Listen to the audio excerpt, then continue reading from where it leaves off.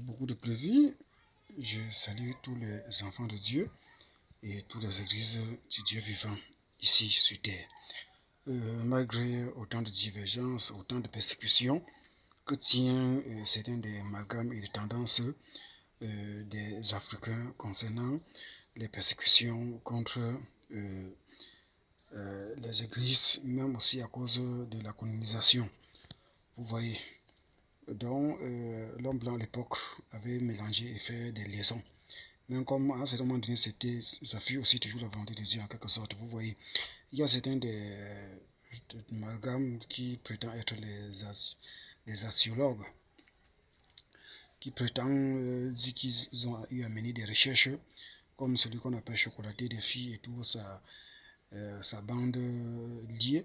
Du même service, encore du même cheminement avec lui concernant ce qu'il raconte, l'éveil spirituel, concernant ce que doit être en train de faire les Africains, vous voyez, qui n'a rien à voir avec la vérité.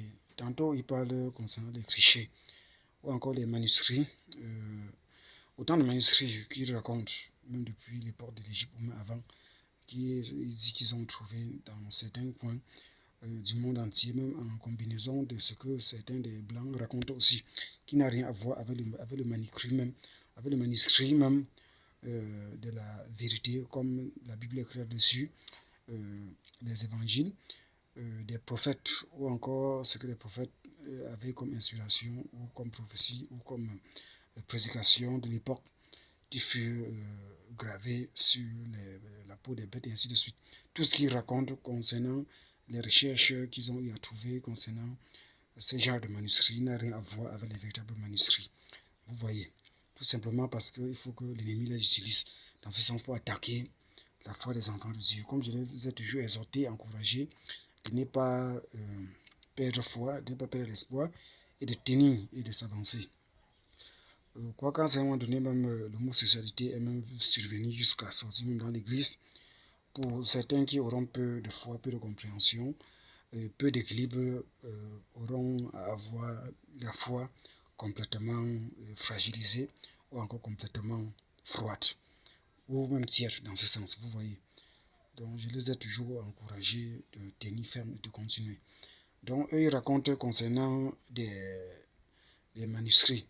Moi dans mes recherches, j'ai beaucoup appris sur des histoires de manuscrits, ce que avait mis au clair certains des chercheurs scientifiques certifiés ou encore dans un sens complètement officiel qu'ils ont dû apporter autant d'interprétations que nous avions nos Bibles aujourd'hui.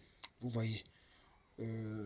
Et ce sont des manuscrits même que, d'après ce que les autres racontent des réseaux sociaux, ils racontent en apportant des manuscrits falsifiés ou encore des manuscrits complètement grammatisés par leur propre gré,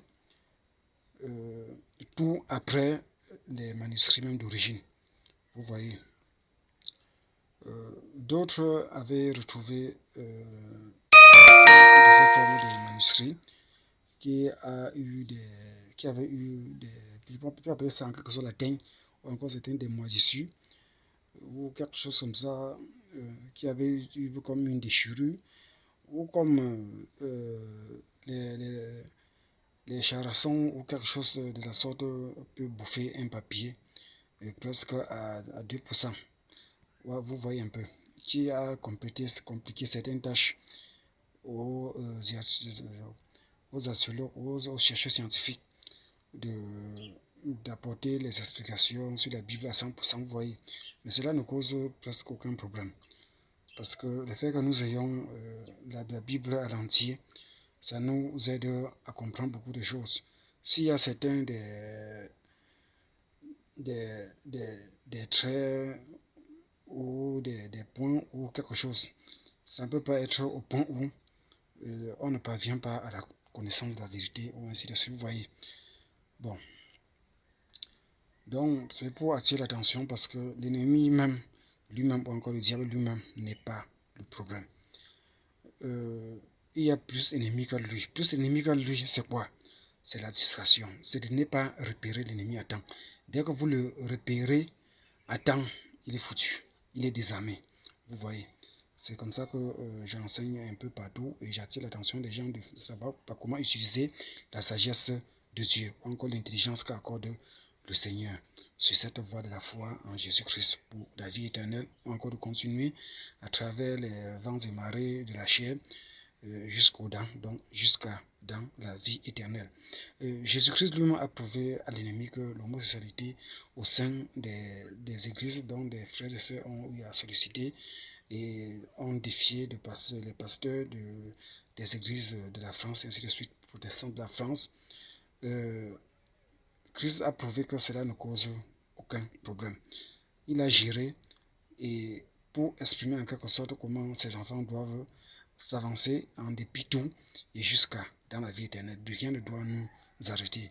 Étant donné qu'apôtre Paul avait été clair sur les tendances charnelles, toutes ces combinaisons rassemblées, le sexe et tout ça mélangé, c'est les œuvres de la chair. Vous voyez. Et la chair et le sang n'héritera point de royaume des cieux, ainsi de suite.